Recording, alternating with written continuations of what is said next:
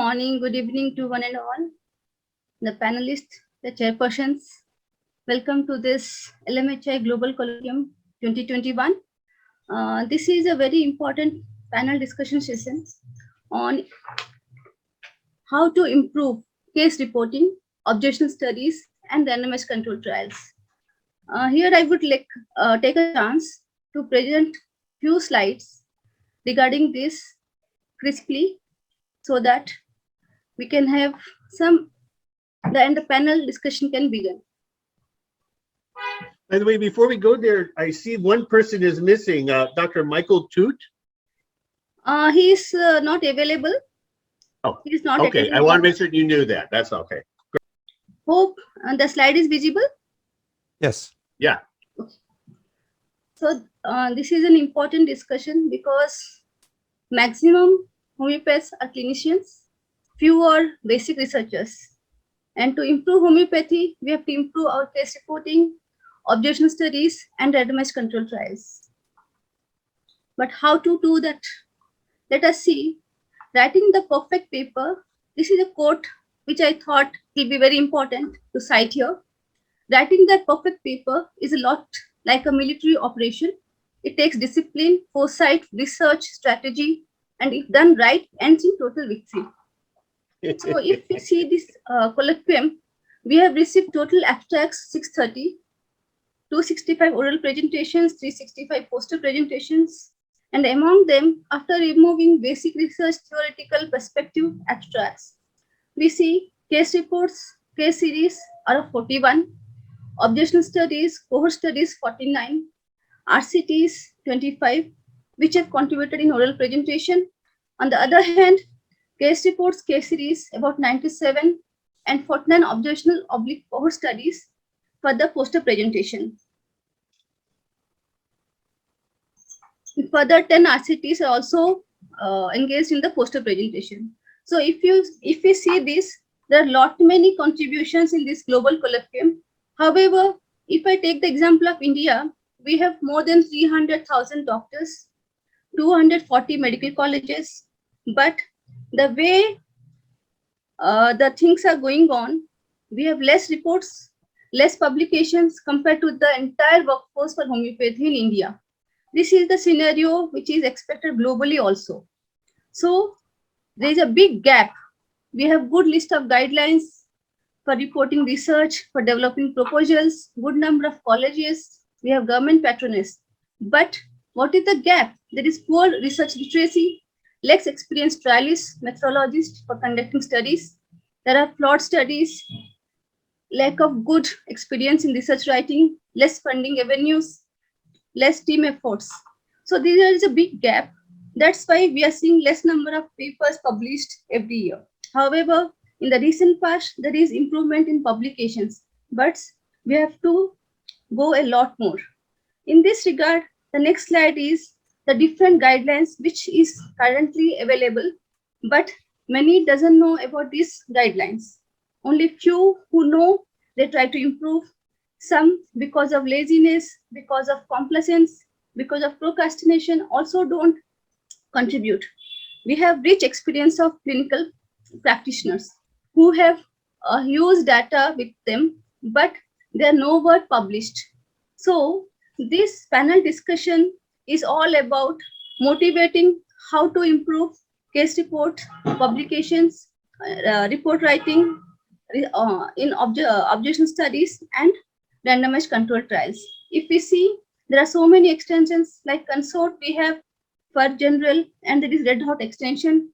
We have stroke guidelines, and there is extension of objection studies, which is recommendations. And the third one is care guidelines, and home case is the extension. So we have very good panelists over here who will enlighten us regarding the important topic of today's discussion. So, and the discussion will begin soon. Now I would stop sharing the slides. So this is briefly about what is there available, what is the gap, and how we can go ahead. Now I would request Dr. Bernardo to introduce the panelists or I shall carry ahead? That is going to be very hard for me because as a chair, I thought that I was going to do that, but not as a moderator. So I didn't prepare. So I can introduce the ones that I do know. Sure, sir. So let me start with Dr. Jennifer Jacobs, which you all know. She has been in the field for many years and doing the most fundamental research, starting with the diarrhea studies in Nicaragua and further on with the otitis media and in other studies that have been published and are some of those that appear in the most high quality studies in the world. And even though she has retired officially, she really doesn't seem to have, and is still very, very busy. So thank you for attending our panel. Dr. Alex Tournier, which we have not had the opportunity to meet face to face personally. I respect a lot the work that he has been doing with HRI, and as Rachel Roberts shared yesterday, he continues wearing different hats at very high levels, and how the HRI has really taken on the world and really as a solid organization to present homeopathic research. And the updates of the website, I think it's incredible as a tool. And I think it is as a reference source is really absolutely incredible. Dana Almond, is an incredible pioneer, I think, in homeopathy. And he is the person that has gotten the greatest hits, both in terms of books that he's published and presentations that he's made, but also hits that he's gotten from the skeptics. And he keeps on coming back. He's indefatigable and it's incredible. And he has really given his soul to the movement. So I really appreciate his papers, and I think the publication that he's done and the Huntington, the Huffington Post, I think are fantastic. And he's even got Dr. Joseph Mercola, who these days has been kind of in the crosshairs of the establishment, but he has gotten him to publish also articles on homeopathy. Robert van Hasselen is an incredible professor, researcher, colleague, one of the kindest human beings that I know. I've had the privilege of spending time with him and share stories and get lost in cities, and I really appreciate the effort that he has made to create more scientific foundations for the homeopathic community. Dr. Rashman Chanda, it's hats off. I think he has been the brain and the organizer of the colloquium. I think he really has done an extraordinary job, and his team has been remarkable in being able to pull it through. And I think to him, we have to thank him that homeopathy is reaching the degree of exposure that is receiving with this colloquium and the high quality presentations that have been offered, and that this is going to be available for a long, long time for people to watch is really, really incredible. So it is a privilege and an honor to work with him and the board of directors of the LMHI. And Dr. Manchanda, I unfortunately I apologize. I don't know Dr. Koshik or Dr. Oberai. Perhaps you can introduce them. I'll introduce. Dr. Kaushik is from Central Council for Research. He was my former colleague at Central and is at present scientist 4-level officer over there, and has done a lot of work in clinical research and is otherwise very known as a very good clinician and sees hundreds of patients in Central Research Institute at Noida. And Rosa Varanasi is also my former colleague at Central Council for Research in Homeopathy. She also specializes in clinical research, protocol development, and also monitors several studies of the council. That's it. Thank you. And Dr. Praveen Oberoi, she is presently Deputy Director General of Central Council for Research in Homeopathy, and is working, I think, for the last 20-30 years into this clinical research, and is one of the ethicists. Like, she has done courses in ethics and looks after the ethical clearances and ethical issues related to all the clinical trials that are being done by the council. And I think even presently must be about 30-40 trials must be going on. So that is the full-time public funded trials are going on in India through the Central Council for Research in Homeopathy. So Thank you. So in that way, I think this panel has rich experience of, and we all know Jennifer, and we all read all the best quality trials. And so even yesterday also. So first of all, just I would like to request panelists to just delve upon that what are the areas in this globe where high quality clinical research is possible, because we are all from different continents. I was yesterday listening to Jennifer about this trial that she is doing in long COVID. She wanted to recruit X number, and it has taken a lot of time to recruit that many numbers. But if we have to recruit in India of long COVID patients, it will not take 1 week to recruit that much. But then the problem with India is that we not necessary that we have to pay all our patients like the stringent regulation you have in US about the things. So those things are not there in India. So, but because of the popularity and our own clinics, public clinics, we can get long COVID 100 cases very easily. So then I was like, this should be the first question that we should, where like guidelines are there, but where these trials are possible in this globe. So this can be one idea, but please go ahead. This was just my thought. So we have chairs today, Dr. Jennifer Jacob and Dr. Dana Ullman. They are chairs of this panel discussion. And our esteemed panelists are Dr. Robert Van Haslin, Dr. Praveen Oberoi, Dr. Alexander Tonia, and Dr. Subhash Kaushik, and Dr. Rajkumar Manchanda. So to begin with, I would request Dr. Robert Van Haslin, because he has immense experience of the role he played as editor-in-chief in complementary therapies in medicine. And till date, he is mentoring many researchers, helping them to write papers, helping them to publish papers. So I would request Dr. Robert Van Haslin to enlighten us on the topic. And he is also a very critical thinker too. So I request him to enlighten us. Well, thank you. Yes, maybe try to respond briefly to Raj's comment about trials. I mean,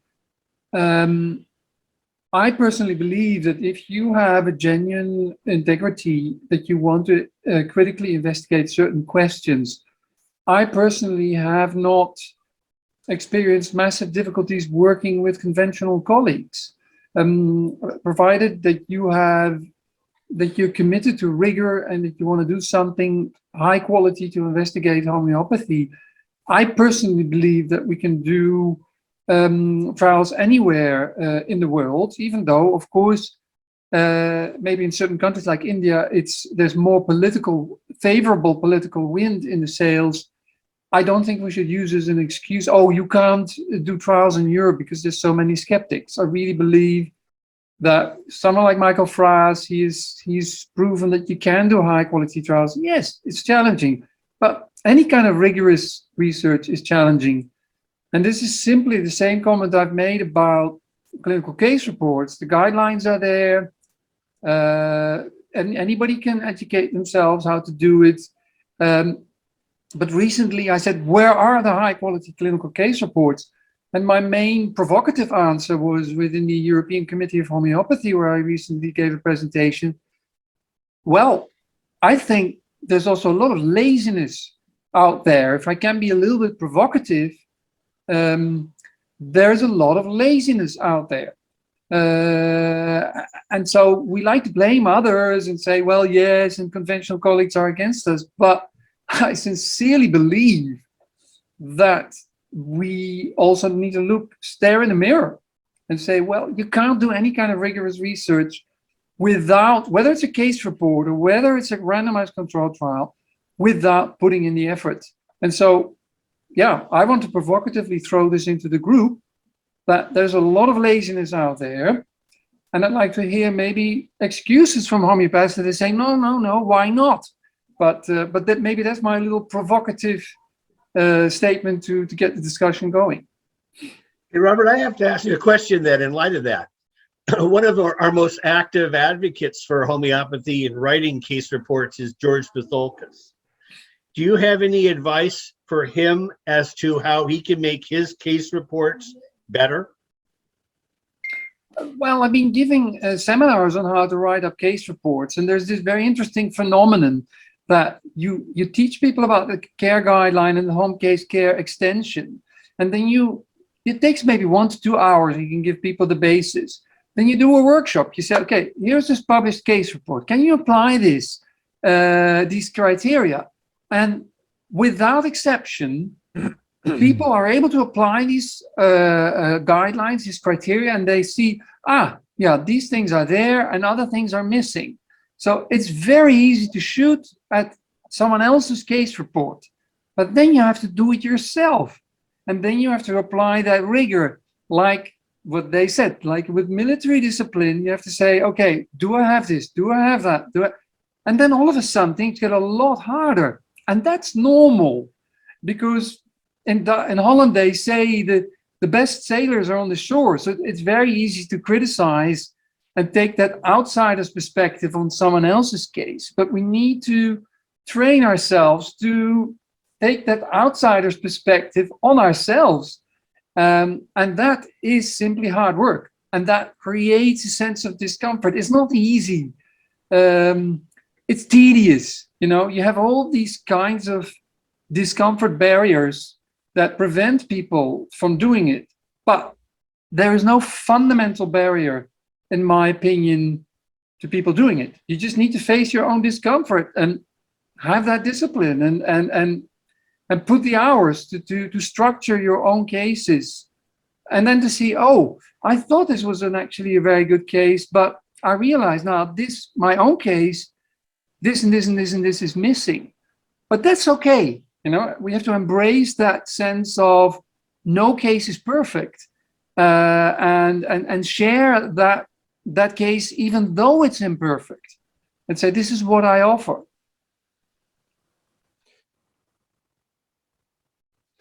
Alex, any comments? Yeah, actually, just to go to follow on Robert's, and because we've had this discussion quite a few times, and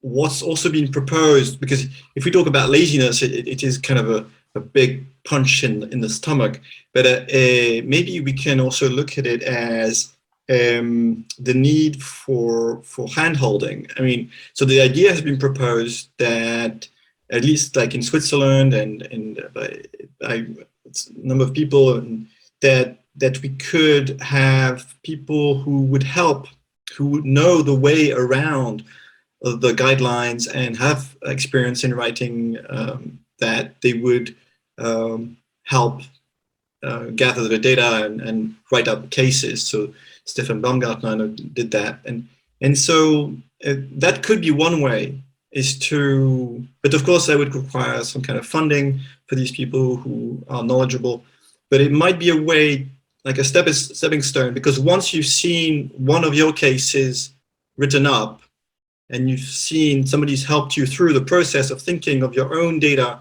and then you've had to search your own data to find out the answers that had to be put in the paper,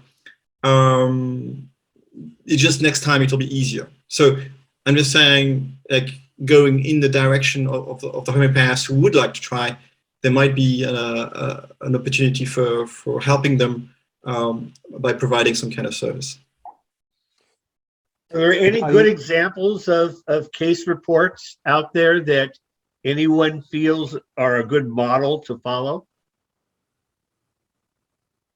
That was kind of going to be my question, is that I agree with, and I'm going to be presenting myself as I am a clinician wanting to write a case report, and I agree with both of you, and I think both of you, Robert and Alex, have looked at that same coin from two sides. I think one is from an executive function process, as a clinician helping people develop executive function skills.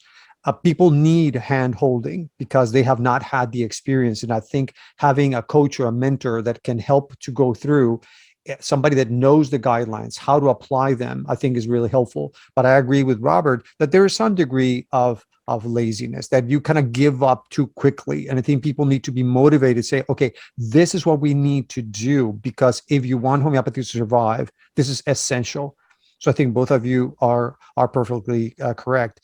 But to Dana's question, we hear care guidelines, and I think that David Riley has been very instrumental in applying the care guidelines to case reports, and he has a number of workshops. I have attended one that he actually took us by the hand to kind of write those case reports. So I think that it is certainly possible.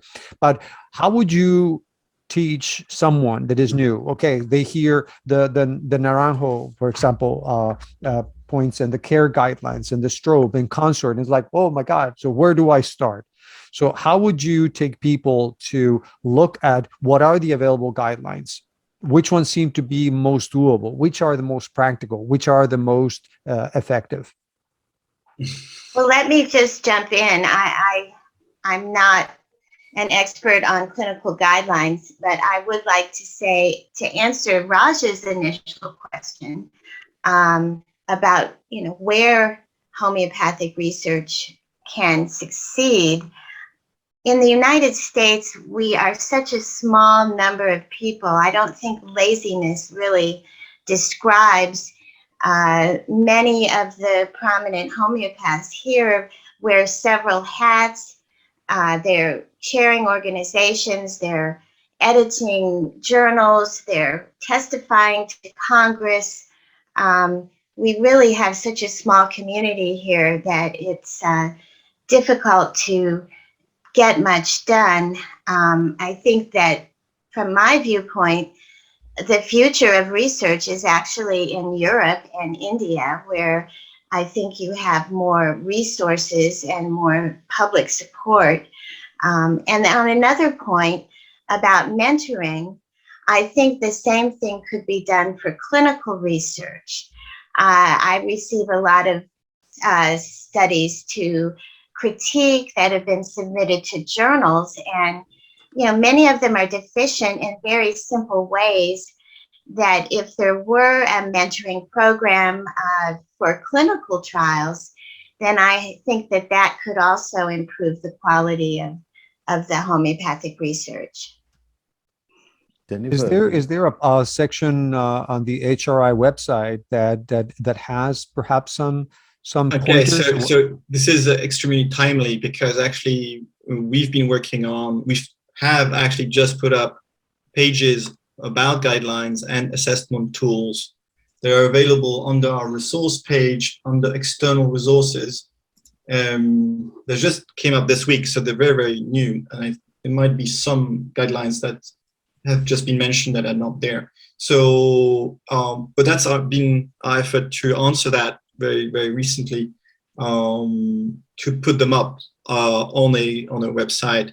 And I have to acknowledge the efforts by Wishom, our German colleagues, who've also been, especially Susanna Ulbricht-Soni, who's been working and gathering more of these guidelines to try and answer the WHO requirements for homeopathy. So, so it's there. It's under resources, external resources. You'll find reporting guidelines and assessment tools.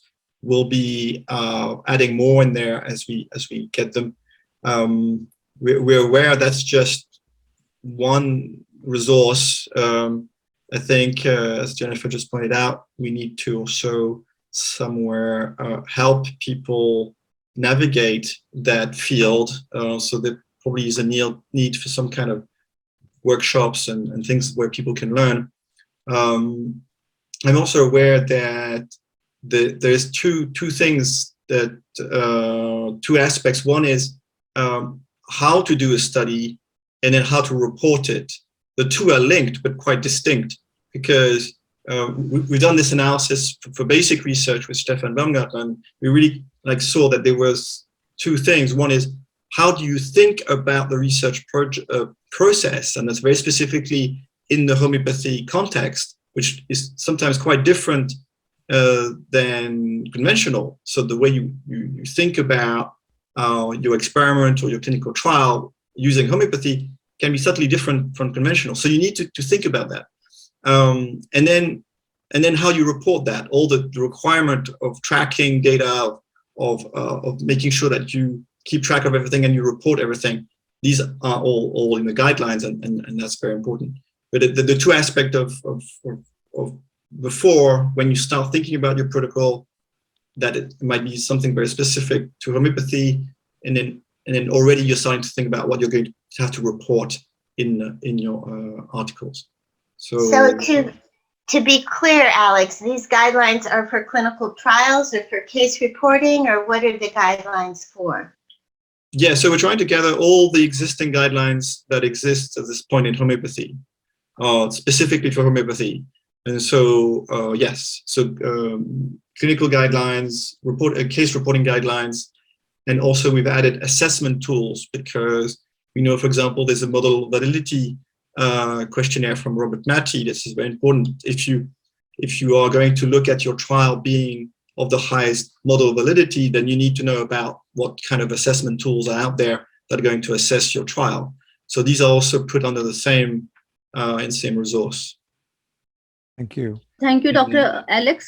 In this regard, I would to inform that there are several guidelines for care guidelines, stroke guidelines, like model validity. Beside these, Central Council for Research in Homeopathy, since the last 3 to 4 years, are developing standard treatment guidelines based on available evidences. And these guidelines are focused for practitioners, for faculty, for students who are new to research, so that they can have hand-holding, the term which was rightly pointed out here. We need a lot of hand-holding for the new researchers, for new budding students, postgraduate scholars. So CCRH developed standard treatment guidelines covering 55 clinical conditions. And Dr. Rajki Manchanda, under his stewardship, this has been initiated in the year 2018. And since then, we have published 3 volumes. And Dr. Praveen Oberoi, who is also one of the key members in this development process. So I would request her to have insights into the standard treatment guidelines, which covers all aspects as per the guidelines developed by NICE. So I would request Dr. Praveen Oberoi. Over to you, ma'am. Thank you, Dr. Rosa. Basically, these standard treatment guidelines we have prepared on the similar basis like allopathic people have prepared their guidelines on the basis of the results what we obtained from our researches which were being conducted by CCRH or any other areas from where we could get the data. It includes all the information regarding the disease, its prognosis, red hot symptoms, that is when the patient has to be referred also, because ethically we have to see till at what time we have to see, cure the patient homeopathically. If he is requiring an emergency treatment, he has to be referred to the hospital, any hospital or the referral tertiary care center. And this also includes the medicines which were found effective in those particular studies, and along with their indications also, on what basis these medicines were prescribed. And this is for the practitioner, students, and all these guidelines have been prepared keeping in view that the person who will be reading these guidelines will be able to treat the patient as a whole, and he will be in the position to after preparing after going through these guidelines, they will be able to treat the patients and publish their results also. Because once we see that publishing, where we are lacking for publishing is that homeopaths are taking a very good cases as per the need of the case. And every case, what they are treating is a research for them. Because any difficult case, whatever they are treating, whether in a government hospital, whether as a practitioner, it is a challenge sometimes. Challenging cases, we go to the literature also, what is the prognosis of the case, and accordingly we treat the case. And after treating the case, Sometimes they are also, we can see from this workshop also that how many presentations are there for the successful cases. That means the patients are being treated homeopathically in a successful way. But the lacking of there is publications. They are not able to write in a form of publication. That is also the reason is that they are not having the similar case studies to mention in the case series. If the heterogeneity of the case series is there, then they are also not able to publish. Sometimes a rare case is being, the case of rare disease is there, then they are presenting in a workshop or in a seminar. But publishing a rare case is also getting difficult for them. And the moreover, as per the guidelines, the criteria what they has to be followed for writing is not known to them.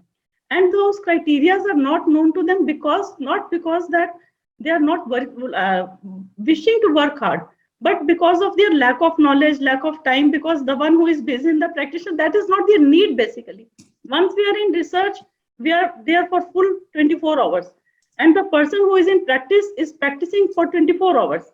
And that is not their need to publish. They will be presenting the case studies, but the need to publish is to be awakened in the homeopathy fraternity. This is what I believe. If the fraternity is publishing of need of publicity to survive homeopathy is awakened in all the practitioners, there will be no dearth of publications. This is my submission. Thank you, Dr. Oberoi. So, Dr. Oberoi, Dr. Varanasi, are these, what are the name of these guidelines, and are they available? Are they published on a website that people can go in and learn about them? Yeah, these guidelines, standard treatment guidelines, are developed covering all the aspects, including the various assessment tools. For example, we have acute diarrhea, and the scoring pattern which was used by Dr. Jennifer Jacob and other researchers has been added.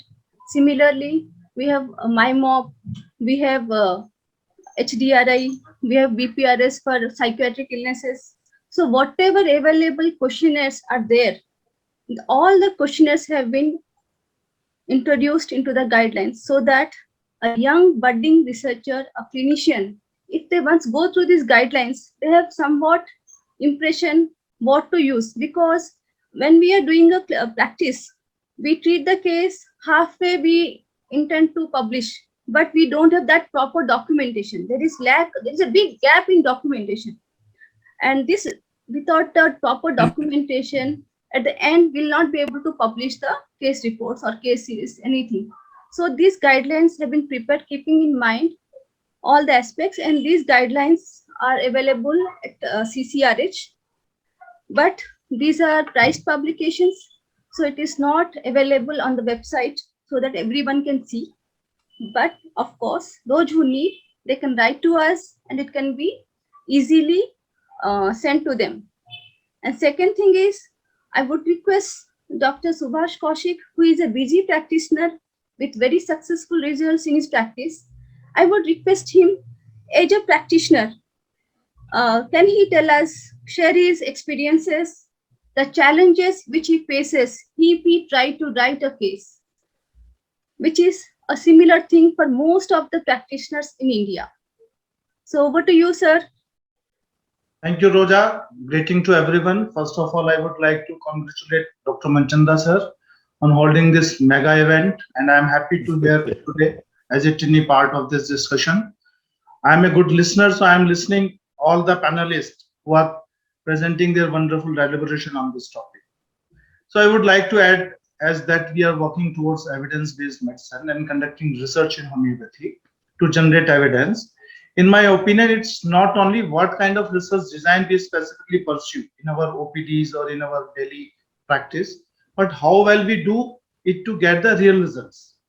A well-planned research design will help ensure that our methodologies meet our research objectives and what we are using the correct type of analysis on our data. We should carefully consider which method are most appropriate and most suitable for answering the questions. Like different type of research studies are better suited to answer different categories of clinical questions. You might not always find the highest level of evidence, that is meta-analysis review or meta-analysis, due to individualization.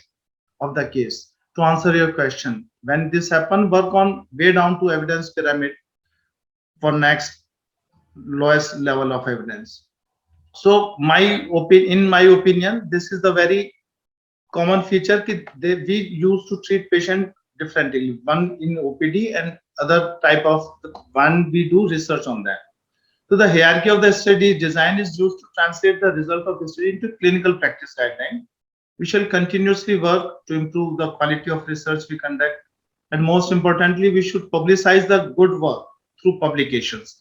And we don't mix these things with our OPDs, because in OPD, there are two goals, short-term goal and high-term goal. So in publications, we stay out or take out the patient after screening from our OPD, and whatever we are documenting, be it case report or case series or results of observation or studies on RCTs.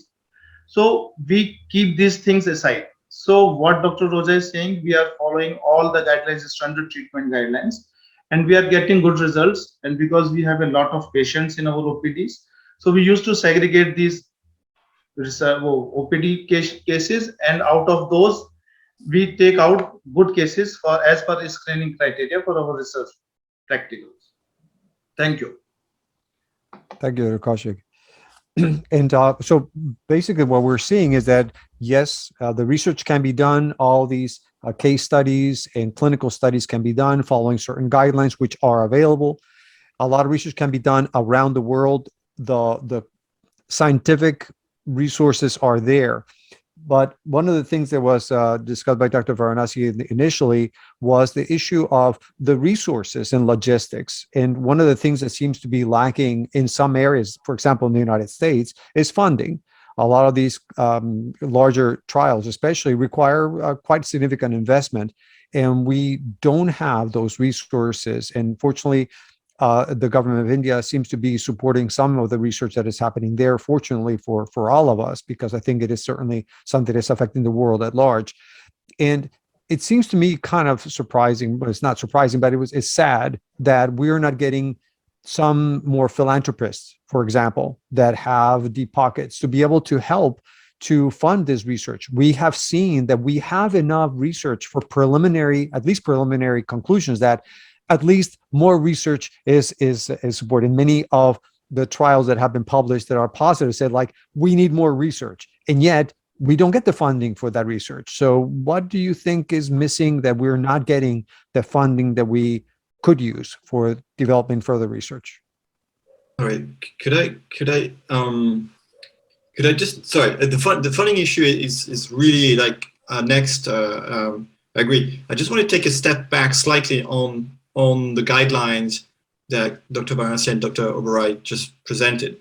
I think the idea that you have condition-specific guidelines is really, really good, because one thing we've seen is that homeopaths who want to undertake an RCT of a specific condition need to be really well trained on that condition. Often we see clinicians who are not specialists in a condition attempt a trial on that condition. And that for us is something that we need to stop in homeopathy. This idea that a homeopath can de facto treat anything and can just launch himself or herself into a trial because they're homeopath. And so I think these condition-specific guidelines really go in the right direction, is stressing the importance of training in specific conditions if you're ever going to attempt to do a trial in that condition. So yeah, that for me is I just wanted to, because it belonged to the previous conversations, I just wanted to put it in there. And we'd really like to be able to put those guidelines. So if there was a way to publicize them, that would be really great in due course, of course. Yeah. Just to add this point on these guidelines, the vision behind this guideline was this only, because when I visited different medical schools of India and I interacted with young graduates, and when I saw in our journal, we got very poor quality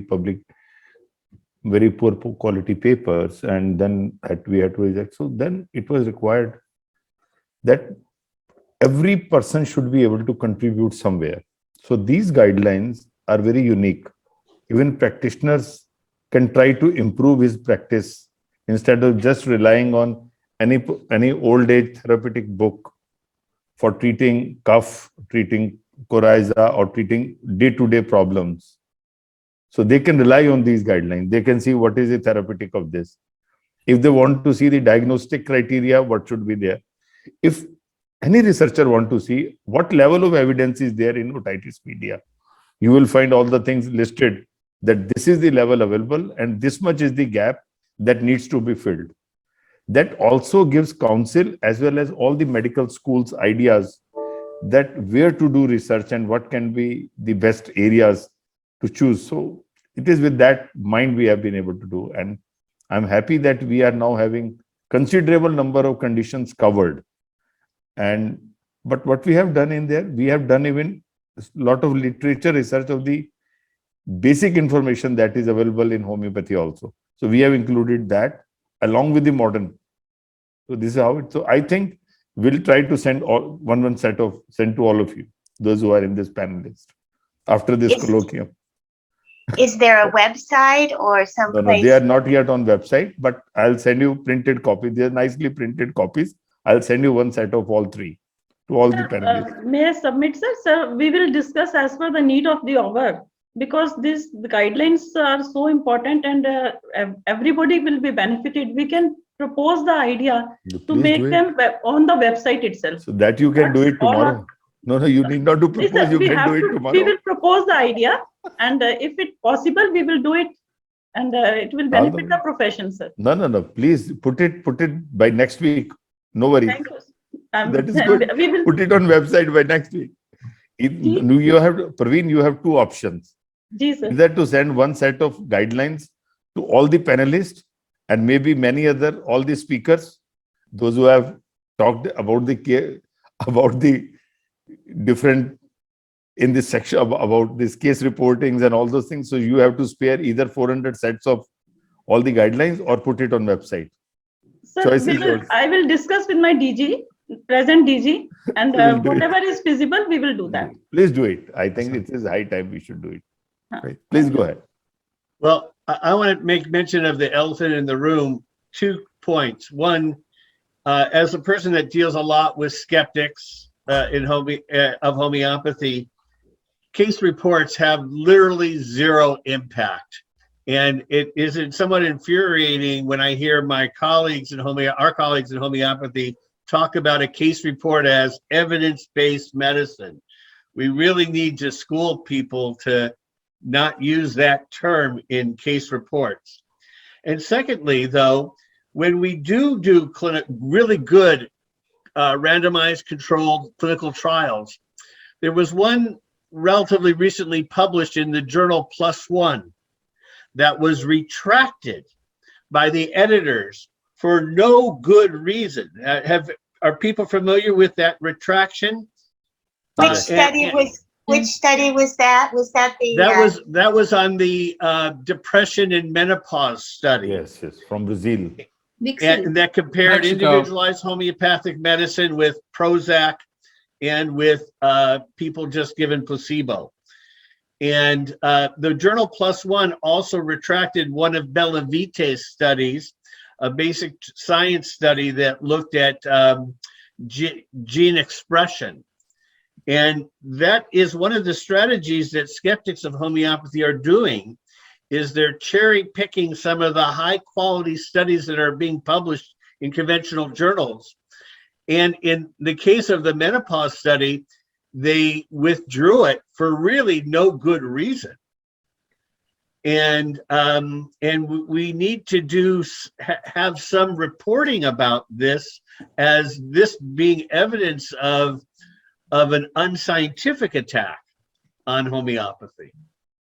What about the small cell lung cancer study? Wasn't there some kind of retraction or attempt to retract that as well? No, not yet. Editor had raised a point, and I think Fras is answering that. That's right. Not really. So I can tell you HRI has been involved in helping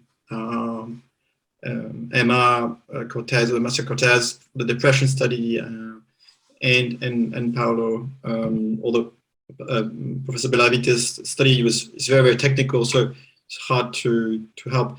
But so HRI is trying to help because Rachel, one of her strong suits is this kind of scientific legal battles, as she's been doing the Australian tax. And so she's quite good at, very good at this kind of technical legal aspects. Sorry.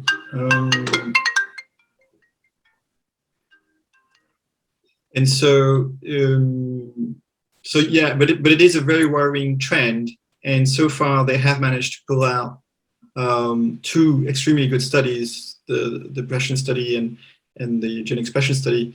And so we're watching this very closely, and it's not easy to counter at this point. They're very good at it, and we need to build some kind of strategy to make them accountable. So put pressure back on the editors and make them accountable. But this is a new development that's a bit of a travesty of science. It's never been seen before in science, and so it's kind of difficult. So if anybody has ideas, like. Yeah. So David, Alex, are you saying that you're trying to get it republished in that same journal, or are you looking to get it published? That's not going to happen. Else? That's not going to happen. Exactly. No. So are you able to get it published someplace else? We're considering different avenues. One is republishing somewhere else. The other is also telling the story. That is, we need for people to be aware of what happened and how the final verdict makes no sense, and kind of shame the editor and put enough shame future decisions such that they know that if they do such things, they will be pointed out and they will be shamed. Because as a scientific editor, the process is just a sham. I mean, in the end, for Emma Cortez's paper, the verdict is, the final answer was, we are retracting it because we think it's placebo. I mean, it's kind of completely unscientific. But this is unheard of in scientific publications, so it's very hard at this point. There's no procedure for dealing with this. Yeah.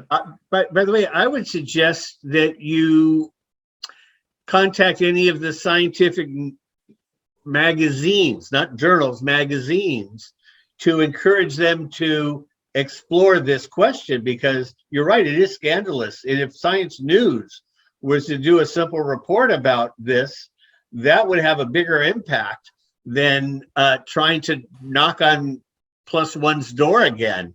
And interesting. Yeah.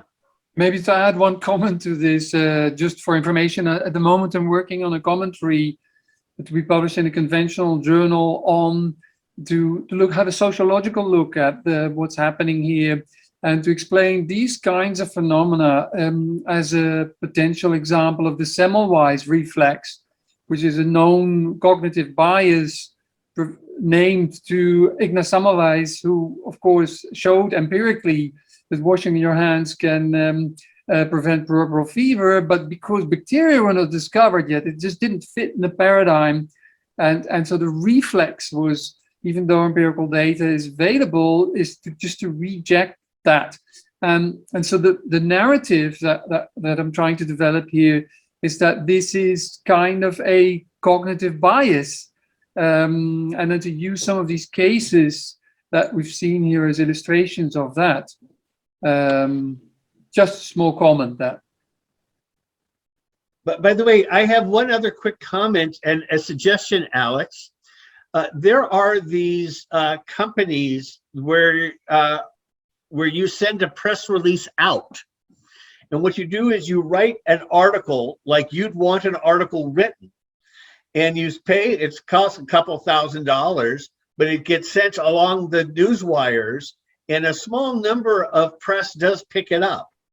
But the nice thing about it is that at least it gets the ball going, and it gets and for a relatively small investment of a couple $1,000s, you can get an article that you've written, and now you interview people, you quote people, you have some back and forth, as though it's the article you want published.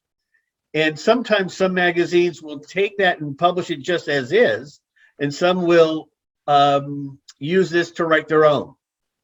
I'll be in touch with you, Alex, about some of that. Maybe you know about it. It's an avenue we've actually explored with Rachel for some of our conferences to try and get publicity.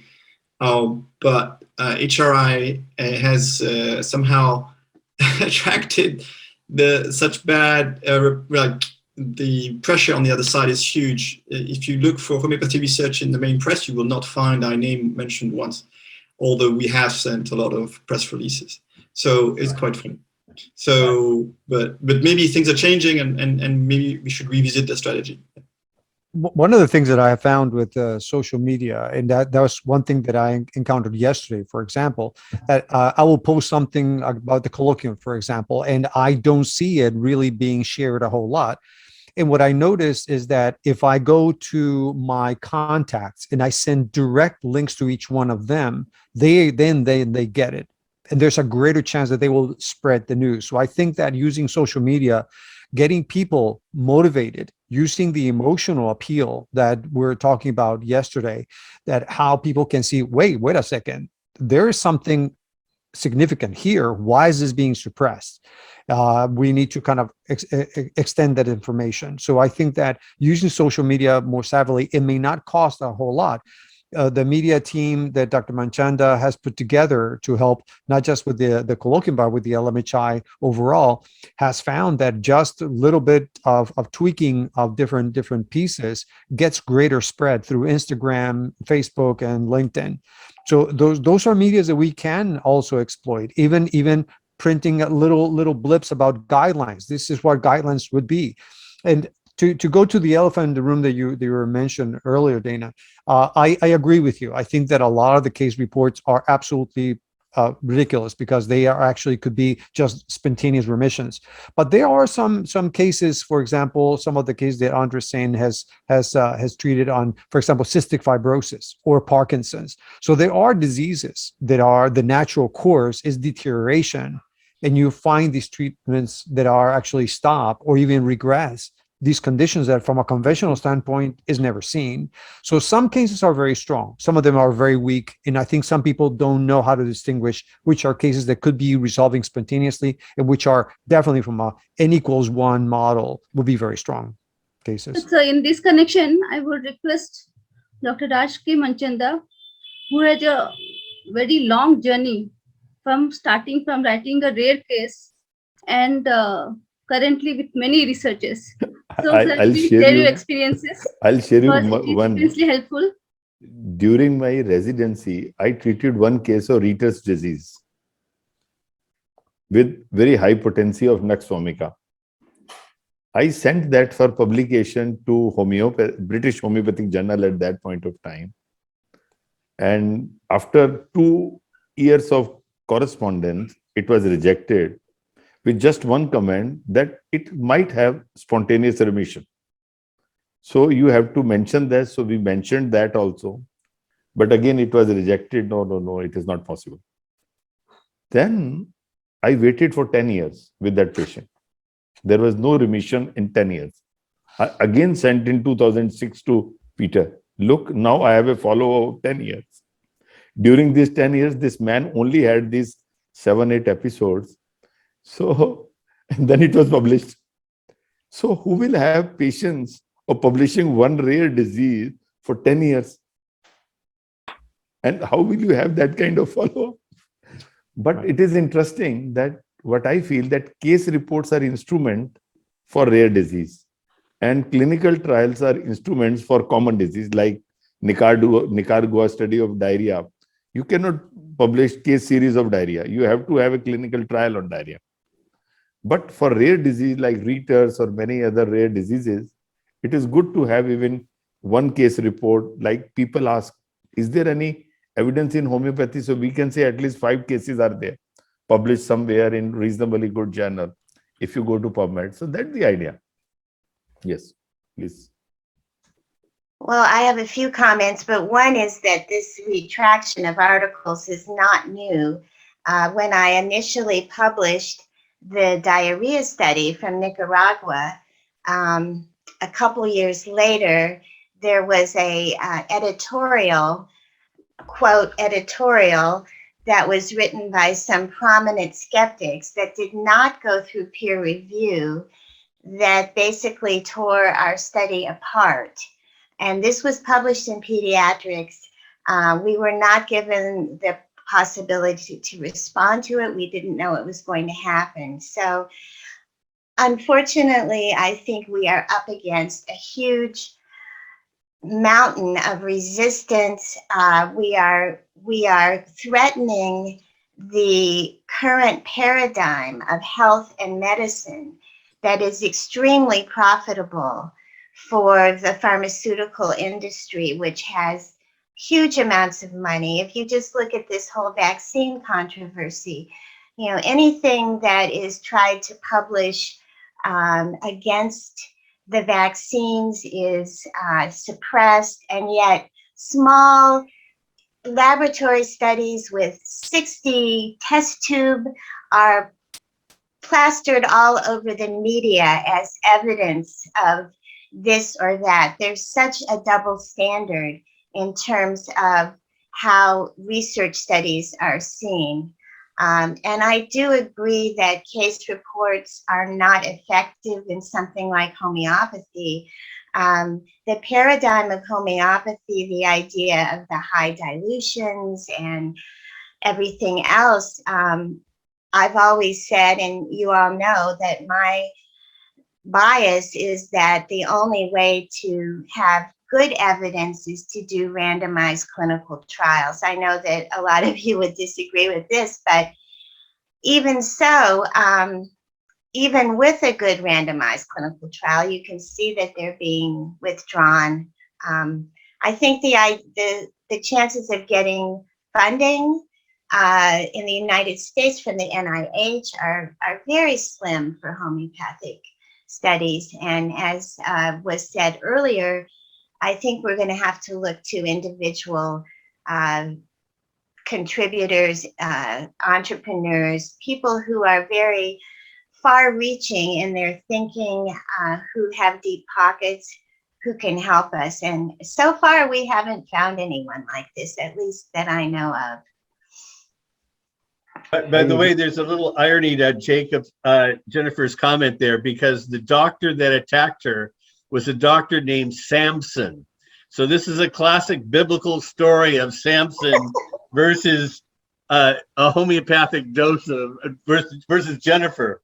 Isn't that funny? Isn't that historically symbolic? Samson. Yeah. If you allow me to make one more comment regarding this case reports, I mean, we have the issue of proving homeopathy to an external audience and improving homeopathy. And we need to be very clear that when we're talking about high quality case reports, I'm not propagating that this is going to be used as the one and only proof for the efficacy of homeopathy. It can maybe in rare cases, as Raj says, make a small contribution, but we shouldn't over-interpret that. But that doesn't necessarily mean that case reports are a very, very important piece in this mosaic of evidence for improving homeopathy. And this is, again, these narratives. I mean, are we going to focus most of our energy in reacting to being attacked by the predominant narrative? Or are we going to focus our energies into making our story stronger? Yeah. And I would argue that we should put most of the energy into making our story stronger. And how can we make our story stronger? It's by doing better research, by having higher quality case reports, by not over-interpreting our findings, by also analyzing our weak spots, which we have many of in homeopathy. It's not all hunky-dory in terms of our evidence base. So we need to challenge ourselves, get better, and also tell our story more effectively. I believe that's where we should put most of our energies, even though sometimes, of course, we need to respond to skeptics. But that's not where most of the energy should go. Another point about this, one point that I fully agree with Jennifer, Dana, and that the ultimate is we have to have randomized control trials, whatever we say. But for that, what is most important thing is that we should do with the instruments where plausibility should not be a question. Like if we do I've seen 50 millisieverts, you are doing clinical trials, or with very high dilutions clinical trials.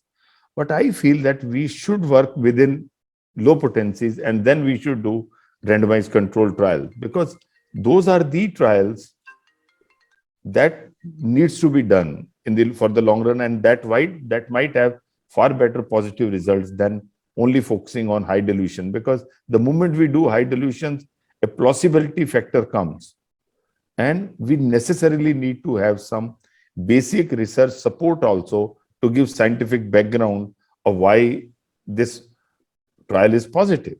So this is my another point. And since now we have, go ahead, please. I was just going to ask, by low potencies, what do you mean specifically? Below 12C, where So not beyond Avogadro's number. absolutely not. Because today there was a very good paper by Billare where we have actually worked out a new way of doing potentization, where we would not like to go dilution beyond 10C. And we would like to do succussion equivalent to we do with 630, 200, 1M up to CM, but our dilution factor should not go beyond certain limits. That helps us even to regulate. And now what I feel that we need to do further research with these types of potency, where at least plausibility cannot be questioned. Oh, but this brings the issue that the Dana, like low dose, we discussed about the cytokines also. Yeah, so that Dana, this article that you mentioned that has the different biological parameters, which currently has been found to be in a nanometer kind of concentrations. That would be evidence, for example, that there is research that is valid and that is accepted now in the scientific field that could be then approached from that perspective. So maybe even going to a 12C or even an 18C. What was that article that you mentioned? Where was it published? Yeah, well, I was mentioning just before we really got formally going, it was in the Archives in Internal Medicine on September 27th, 1999. Article called Homeopathy Revisited by Daniel Eskenazi. And it reports on the biological activity in low concentrations of many, many common chemicals of the body, whether it be tumor necrosis factor, leukotrienes, ACTH, estrogen, parathyroid hormone. Just to give you some specific examples, is that there's known evidence for how ACTH operates at the 12x dose, that parathyroid hormone operates at the 11x, that interleukin at the 18x, platelet activating factor at 17x, tumor necrosis factor at 14x, leukotrienes at 20x. So this is really a quite excellent article, and my point in this evidence is that our body operates at nano doses, and what we're doing in homeopathic medicine is operating at this similar level that our body is known to interact. But that confirms what Dr. Manchanda was saying, that the research should be kept below the 10C in order to maintain that plausibility factor going. Especially randomized control trials. Otherwise, we can do anything. But randomized control, because that plausibility factor bites us in a big way the moment we go for publication. So may I? Go ahead. So I hear the research on nanoparticles and had many discussions with Professor Billare, and I understand why you would want to push in that direction in terms of plausibility. But to me, it's giving in to the attacks, and it's negating like tens and then like dozens of studies at high potency clinical studies, high quality clinical studies that show that ultra high dilutions do work. If we are going to start going down this route, because we need to seek by all costs a plausibility, I find it dangerous, because the next step is a regulatory step. That is, if you say homeopathy is a nanoparticle medicine, then you have to demonstrate those nanoparticles, and you have to demonstrate levels of impurities and what these nanoparticles are doing. So going down a regulatory avenue that is completely at odds with the manufacturing process of homeopathy, you're completely changing the way homeopathy is manufactured, and we have yet no evidence at all that these nanoparticles are actually the active ingredient. And I fully accept that they're present, but the question is, are they the active ingredient? Are they the key ingredient in the activity of homeopathy? And there we have no evidence at all. And so before we attempt to do to spend hundreds of thousands on clinical trials using this paradigm, I really think we need to do the basic research to find out whether it works, and not kind of knee-jerk in the direction of the skeptics by saying, oh, we need some kind of plausibility here. First of all, Alex, it is not a question of skeptic. It is just the rational mind also, that as a homeopath, when you try to take 30 potency, 200 potency, and once you go in to see the manufacturing process in any medical, any agency, you yourself think what we are doing. Sure. First of all, we need to have our own self a rational thinking. So what I feel, that if we play with the low potencies, which Hahnemann and many of our persons have played, and somehow we have entered into the arena of high potency. I don't say that high potencies don't act, because this case of Riter's disease was treated by Nux vomica CM potency, and there was no effect up to 50 m. Effect came only after CM. But my concern is that, and it is not just to satisfy skeptics. No, it is to satisfy our own self, that we need to bring certain strategic changes in homeopathy. Like if we have to do for biological plausibility some laboratory experiment, we need to do it before going for randomized controlled trials. Like if we are, I was surprised to see this evidence of signaling molecules, that so many papers are there, but all the, even companies are shying away from writing potentization in their paper, and they are shying in writing the word homeopathy. They have, Guna has discovered a new term of SKA, and then that Materia Medica holding have discovered another way of potentization, but they are doing the same thing and are playing with the low potencies and are publishing in conventional, and are trying to publish in conventional journals also. So this is how things are. So just from that perspective, I'm forced to think that what strategic thing we need to do that can at least settle in our own minds the issue of plausibility. Another very important thing what I have seen when we have conducted so many multi-trial trials, though it looks very good from a clinician point of view that you treat one patient, two patients, but the moment you start treating with double-blind placebo-controlled trials, and we give authority to a doctor to select medicine on individualization, at the end of the day, there is normally so much diversity in prescribing. You are left, you only get very small effects in most of our double-blind trials. At council, at least we must be having 30 trials which are yet to be published. In all those trials, either there are no effect, or if at all it is effect, it is just a very small effect of homeopathic individualized medicines. And when I do clinical audit of that, two things comes. Number one, whether my doctor was properly trained to diagnose that, yes or no. If it is yes, then whether the prescription was uniform by all the doctors, invariably we'll find so much diversity, it becomes very difficult to conclude anything. So what I feel that future of randomized control trial has to be a plausibility, and in most of the cases should have some backing of basic research as well.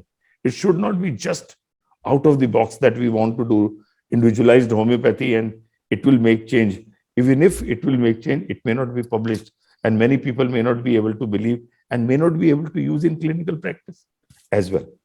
So from that perspective, not from basic, and nano part is altogether a different thing, But what I feel that this is in this discussion, I would carry forward and I would request Dr. Jennifer to give her valuable insights to the latest discussion of RCT with individualized homeopathic medicine potencies based on her rich experience of conducting clinical trials. Well, thank you. Well, I'm disturbed to hear Raj's comments that out of many RCTs, they're not getting good results. But I don't think it has to do with the potency that's used. Are you suggesting that there be some kind of strict protocol about which remedies could be given instead of allowing for individualization? I'm not exactly sure where you're going with this. what I feel, not because of the potencies alone, but one of the reason what I find is that let me just quote you. I have seen some of the double-blind placebo-controlled trials published by you, like that Honduras study of dengue, where the results were equivocal. So similar type of results we see in many of our clinical trials. And then since we are relatively public funded body, so we look into more details that whether there was a problem in our prescribing technique and where the problem were, why there was no effect, or homeopathy was really had no effect. That is very difficult to admit, and things are, so many issues are there when we do. So what I feel that and after seeing all this low dose research, I'm quite thinking very seriously that there is a need to parallelly invest even in this line. I don't say that we should stop funding high dilution trials. We should continue that, but at the same time, we should think rationality into we should try to bring rationality into our trials, and even in homeopathy, modernization kind of thing. I don't know. This is my thinking. Well, one thing I wonder, excuse me, Robert, I'll just have a brief comment here. What your sample sizes are that you're not getting positive results, because in the pharmaceutical industry, oftentimes they have thousands of subjects in order to find, a statistically significant result that's very small, but because they have 5,000 in each group, they can say is statistically significant. So how large are these trials that you're telling us about? Most of these trials are fairly large because we have multi-centric setups. These trials are fairly large. Like Robert was part of one trial we did with arsenic album, camphora, and Bryonia alba during this COVID for the prevention point of view. And our sample size was 20,000. 30,000? 20,000. And we could achieve that also nearly about 18,000 also. And at the same, but there was no effect we could find in all the 4 groups. In South America, they've been doing some dengue trials, so, and they've had positive results. Am I correct? Or there? No, I'm just telling you about this COVID we did, Robert. Robert. If I just can, because I think Raj is touching on a very, very big discussion, and this is this topic of noise. Now, if we do a clinical trial, the ideal clinical trial has a good signal-noise ratio. In other words, the signal that you want to detect, in this case of the individualized classical homeopathy You want that signal to be relatively good compared to noise of individual variability in decision making. And so far we're very focused on signal, but we need a whole separate discussion in homeopathy around this noise. And what you see, if I compare the Macias depression individualized trial, that was one homeopath. So this was a low noise, individualized classical homeopathic trial. But what I can assume is that what Raj is referring to, that if you're going to ask 10 homeopaths and you show them the same case, and you would do systematic studies, which we haven't done enough of, then these 10 homeopaths would probably come, 8 would come with different decisions. And so this touches on noise in decision making. And so if you do multi-center individualized placebo-controlled trials of classical homeopathy, I think what you're going to bump into is a poor signal-noise ratio. And if you have a very poor signal-noise ratio, even if you have 10,000 subjects, you won't demonstrate anything. Or you would need very high numbers to demonstrate small effects. And I think, but it touches on this issue of noise and individualized decision-making in classical homeopathy. There's a lot of between homeopath noise. And I think we need to look at that. And something like what the Clinical database is doing is that they're looking at what are homeopaths doing in the real world.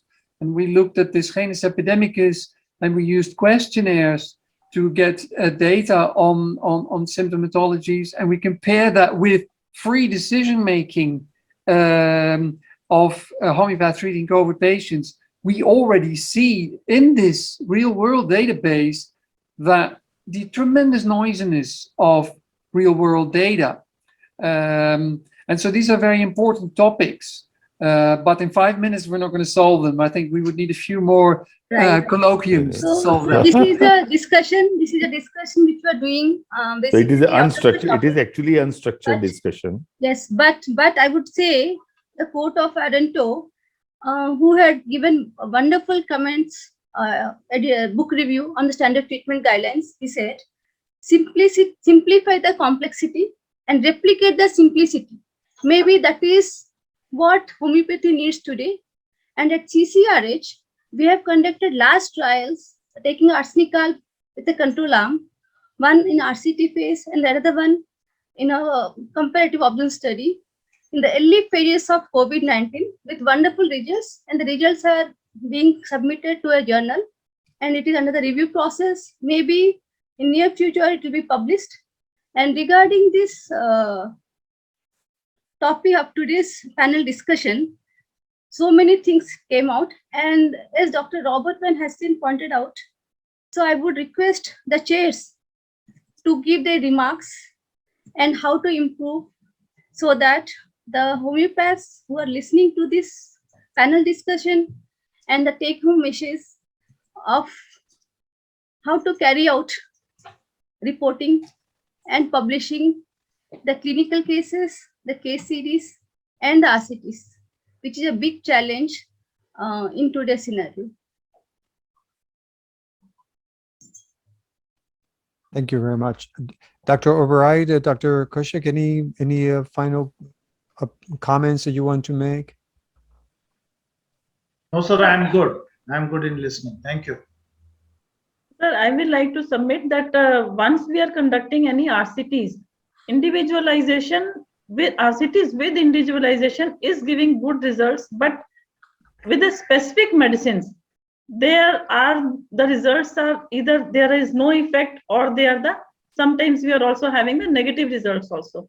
So individualization with RCT can be done, and if we are binding the physicians on a particular potency, whether it is 6, whether it is 12CX, whether it is 30, there will be some interest of the patient will be lost, and binding the physicians will, because everybody is having giving the potencies as per their experiences based upon the treatment purposes. So patient's interest has also to be seen before deciding for the potency, fixing of the potency. This is what I feel, sir. Thank you. So it has been a really fascinating panel discussion. I wish we had another hour to address some of the particular differences that have appeared, but it's a general conclusion that there are definitely guidelines that are available that should be followed, not just to be able to do a systematic trial, but also to look at case-specific guidelines for more systematic research and to be able to conduct it. That there definitely is the need for greater education for general practitioners and for researchers in particular, and that HRI has some of those educational tools already posted, and the CCRH also has that resource available, and that can be followed. And that we have some split differences here on specific case reports, whether it can be good to have certain case reports, but that in general, it is harder to get any significant traction with those, and the definitely randomized controlled trials seem to be best. Individualization is important, but there are some specific issues that came up at the end of our discussion that still need to be sorted out. What are the particular methodologies that will be best to individualize? Because even in the process of individualization, there are different schools of thought, and so which would be in what variability, heterogeneity in these trials may lose the power, and the distinction between the signal noise ratios that can come from those variations, and we still need to sort that out. Dr. Jennifer, would you like to say something? Well, I just wanted to put this in context, this debate about individualization. And that is if you're doing an efficacy study or effectiveness study. And an effectiveness study looks at how homeopathy is practiced in the real world, which would allow then for individualized prescribing. And efficacy is more a study of how things are done under the artificial conditions of a research study, where the remedies might be limited to certain ones, where you might have some kind of a framework that people use to determine the remedy. So I think we need to think about both of these things, efficacy and effectiveness, when we're talking about designing and carrying out clinical trials. Thank you. And Dr. Dana, would you like to give your remarks on today's panel discussion? I first used this word nanopharmacology in a journal called FASIB in 2006. And that's the first time that this word was actually published in a mainstream journal. And in a short period of time, the word nanopharmacology has achieved a great notoriety. And I know our medicines are even beyond nano. And I think we need to go beyond the idea of particle or wave. It's not or, it's and. And so as much as we need to look at low potency, we need to look at high potency. And explaining homeopathy, it's not enough to just talk about nano doses, but the fields from which these particles emanate. So that's my concluding remark. Thank you all. So I'm not sure if there's going to be a group picture taken. Sure. So our hall IT manager, please, WebCon events, host, please take group picture. Let us all smile.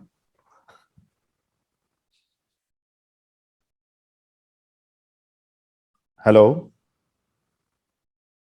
Hello, because we don't have actually support system in this hall. We are going to another, we have support system, but at least we can take also. Hello. Yeah, we can take a picture. Yeah, we can. How do you do that? How to do it? Shift Command 3 in Max. Yeah. Let me take a screenshot. So everybody smile. Another one. Okay. I'll forward this to the team. So you have taken? Yeah, I have. Okay. I too have taken the screenshot. Okay, great. Great. Okay. Thank you very much for joining. Thank you, everybody. Thank you My so best, much. everybody. Lovely discussion. Good to see you. Thank you. Good discussion.